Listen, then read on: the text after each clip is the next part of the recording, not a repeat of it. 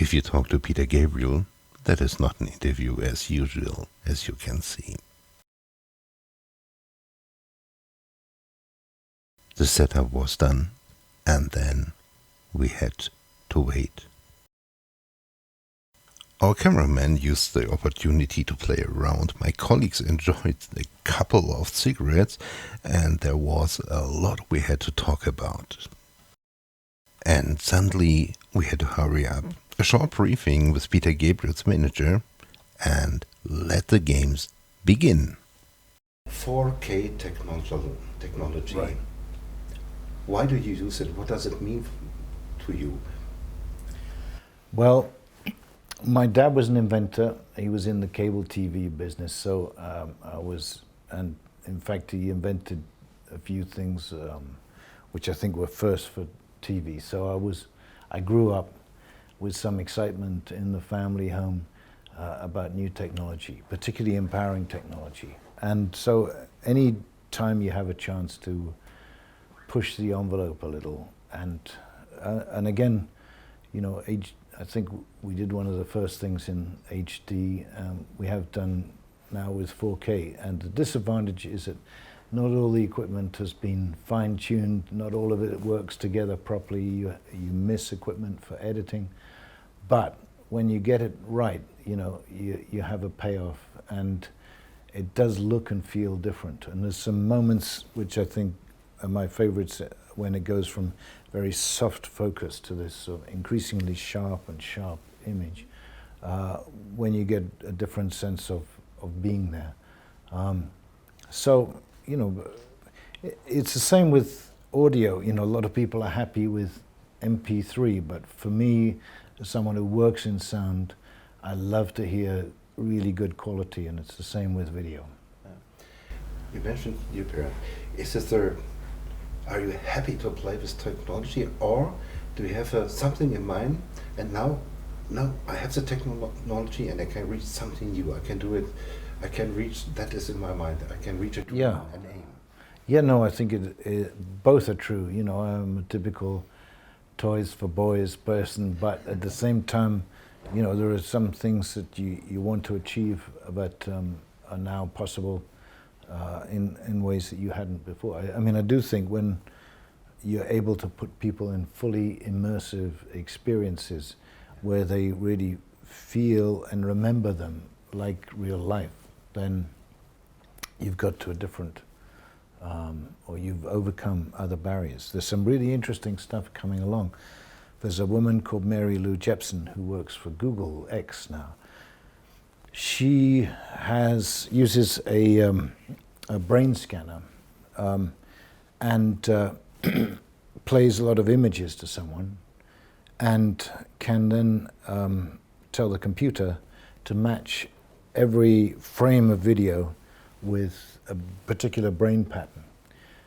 Then she watches the brain patterns and tells the computer to bring up the appropriate video image. So what she's now doing is turning thoughts into video, and it really works. It's quite scary, and she has already, you know, 100 times better resolution than the first experiment. So, you know, this is a whole different world where what people think about is going to become visible and audible very fast. Are you reading magazines about technology, or do the people come to you with their ideas? I love it, so I do read the technology bit. I go to, you know, the TED conference and so on, and you get exposed, and you meet quite a lot of people that, and I also invest sometimes in technology, not always successfully, but you know, I just get excited by it. Yeah. For your actual tour, for the concert, you choose the Soul tour, and if you just look on it, sure, he did it because it was successful and everything. Why did you choose so? Well, it was coming up to the anniversary, and I thought I never was that interested in doing something from before, some old material. And the turning point for me was when I went to see Brian Wilson do Pet Sounds. And I thought, okay, to see the people who created an album perform it from top to bottom, as a fan, that's a great thing. And so I thought, okay, well, maybe we can do that. And then there was this idea to make it a bit like a meal. So it starts with an acoustic starter, which is more like we are just working stuff out with acoustic instruments. And the second section is more electronic, experimental. That's the savory part of the meal. And then if you get through that, you get your dessert, which is the So album. On stage, you always have something, not always, I think you have a bicycle, you love cameras. Yeah. And are you a cameraman? What's important for you to use cameras? Well, I've always loved film, and you know, I had a place at a film school which I had to decide between music and film, and so like I'm a frustrated drummer, I'm a frustrated filmmaker, you know, so I work with some really good people, so it's a good opportunity to play around with visual stuff. And similarly on tour, you know, when we're putting the projection material together, I really enjoy that. No. Okay, you took the point. Being a frustrated drummer, being a frustrated cameraman, but that's what made Peter Gabriel. I think that's very important that you were frustrated. So Yeah. you choose other ways. Yeah, A maybe. kind of motor. A what? A A kind of motor. Motor, yeah, I think some of it is motivation. And in fact, you know, my eldest daughter, Anna, now, she does some filmmaking. She's done work with me, but and she's very good, you know, both sort of on art projects and documentary. And so I live vicariously, as many parents do, through her as well. And when I'm writing, that's when I get to play drums, as it were, and just think about the groove, because getting an unusual groove has always been really important to me. You mentioned so many things, but you mentioned writing lyrics. I know you love lyrics. They are the last that write. If you use the aeroplane, very often you get bonus miles. Do you get bonus miles for using the train? Yeah, well, I think you've heard my story there, because Yeah, sure. I love the train as a place for ideas. I have a theory that no one has yet proved, but I think when you're in a train, scenery comes past you at quite some speed, but not too fast. Like in an airplane, you're removed, you know, it's sort of floating, you don't have this sensation of speed. But I think from when we were in the jungles, either chasing or being chased, when the vegetation went past fast, the brain automatically thought, okay, get going, because your life may depend on this. So I almost every time I go on a train, if I'm looking for an idea or I've got a problem with something, I get the solution. And I've suggested to other artists too, when they get stuck, to get on a train. So I'm waiting for my commission from the train company now. But Back to Yeah. front. You named this tour or this film Back to Front. What does it mean? There's an obvious thing, back to front, it means inside out or upside down, whatever it is, or past to present. But listening to the first sentence in your new movie, masks, and there's a shy Peter Gabriel, mask, hiding yourself. On the other way, and on the other hand, it shows the secret parts you can show them to the people. Is there something behind this wordplay, back to front, or is this just what we think it is? I was thinking more of taking something from the past and putting it into the present day and turning it around. So, but I think, yeah, you can always play around with names, and I think meanings are, you know, I always understand the meaning of my work when I read the reviews, you know.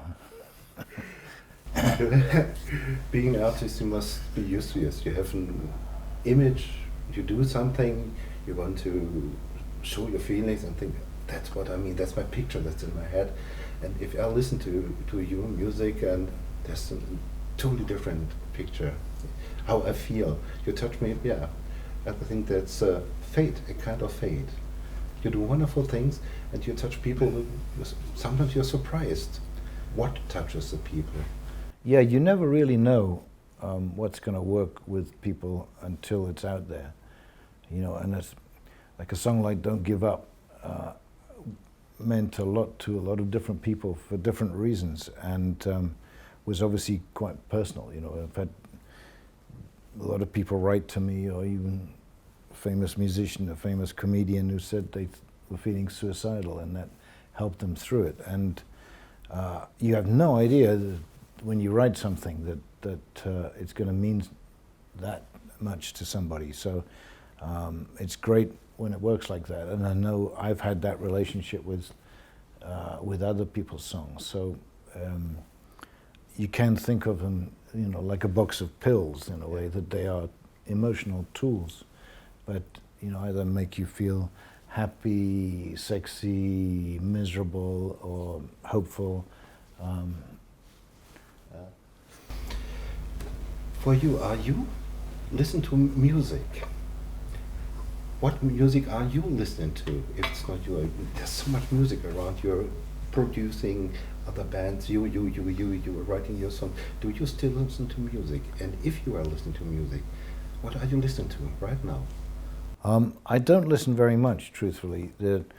I think when you work a lot of music, I mean, I like to relax. I love watching films. I love comedy. I watch some TV. I listen to a lot of news, spoken word programs. So, whereas maybe before I would try and keep informed and know what was going on, now, you know, I don't care so much. So it's partly random things that either I just bump into. I keep thinking I ought to go out hunting, but I'm not as interested to explore. But when, you know, I do hear stuff coming along that seems, you know, strong and interesting, and then I enjoy it. The frustrated drummer, once again, world music. It's very important in your life. You're fascinated from world music. What is fascinating about world music? And once you said you want to educate the West, you want to educate us. I don't think it was education sounds very preachy, but what I really wanted to do was that help artists get better known, that I think people would get a lot of pleasure from. That, you know, I've found these incredible singers, players, drummers, but that were doing things every bit as powerful, if not more powerful, than what I was hearing on the radio. And yet they, you know, well, they could get arrested, but they couldn't often get on the radio. And, you know, that's opened up a bit, but it's still, you know, I think we can be racist by nature, and I think it's our job to open our own heads up a little. Are you trying to be perfect, or do you want it to do as good as possible? I guess in work, it would be the only area where I would try and get it. You just want to get it right. It's just if you know something can do something, it's very frustrating to have it go out half-baked or without full power. So you want to turn intensity right up, even if it's silence. You want it to be a powerful silence. You already answered it, but how important is silence for you? Silence is very important because what you don't do, what you don't say, what you don't see is always important as what you do, you know, and so, and I think it gives a context, you know. Sometimes I think, you know, I would, and I still want to explore all sorts of complexities, but very often when you do something very simply, and I think the older you get, the more you realize the value of simplicity, that there is room around it for the content to breathe and to live. If you dress it up and everything, you can't always feel it in the same way. Time is running out, so I have to hurry up a bit, but you've done incredible things. You have had incredible moments. Are there some moments that you say, wow, that's still in your memory, still in your mind, concerning music? Incredible moments or moments that, wow, it's so fascinating that I was allowed to be there, or this was one of the greatest moments in my life. Is there something? I think there are lots of them. I mean, singing Biko in front of Mandela when a statue is being put up. I mean, the Amnesty shows taking sort of human rights around the world with music. I don't know, just having some great artists cover my songs on this last project, that's been a wonderful treat for me as a songwriter. You know, I think when I was starting out, seeing the first advertisement for Genesis in the record mirror for A Silent Sun, that was very exciting. But so I think there are various things that have just pressed the buttons. And I think some of the collaborations we had when we were making the Passion record for Scorsese's Last Temptation film, we had one evening where Nusrat Fateh Ali Khan and El Shankar, the violinists, were improvising together around this piece, and it was just, it was magical music, two, you know, masters at work, and it was India and Pakistan, you know, working together. And, you know, as an old hippie, I remember this first time we could see our planet from space, and the first time we started getting these pictures back. And I always used to say, it was, you know, and I've now met a few astronauts, that you couldn't see any borders from space. It was just one big blue ball. And in fact, Ron Garan, this astronaut I met recently, said, unfortunately, it's not true anymore, because the border between India and Pakistan is, it has thick elephant grass there, and they illuminate it very brightly from both sides. So there is this one very bright green line running between India and Pakistan that is very easy to see from space. Anyway. I promised to ask you one question. My colleague is fascinated from your studio, the floor of glass. Does it still exist? It still exists, but now, unfortunately, most studios have had to close down because there isn't the business there any longer. With the, you know, collapse of the music business. Most studios or residentials are out of business. We kept going, but we couldn't keep all the rooms going, and unfortunately, that's now in an office area, not in the studio. But the glass floor is still there. 3 last questions, quick ones, please. And Irfan, your favorite dish? Food. Food. I love a baked potato. But I don't know, Japanese food, Italian food are the things I'm drawn to, Lebanese food. So there's many, I mean, I eat some fish, but I'm mainly vegetarian. So, yeah, and a good curry I love too. A color you love? Turquoise, I think. Yeah, I think it also, it's a higher resonating color, because just like sound, color is just vibration. Sound. A sound you love, a sound you love to hear. I remember saying with sounds that my child saying "daddy."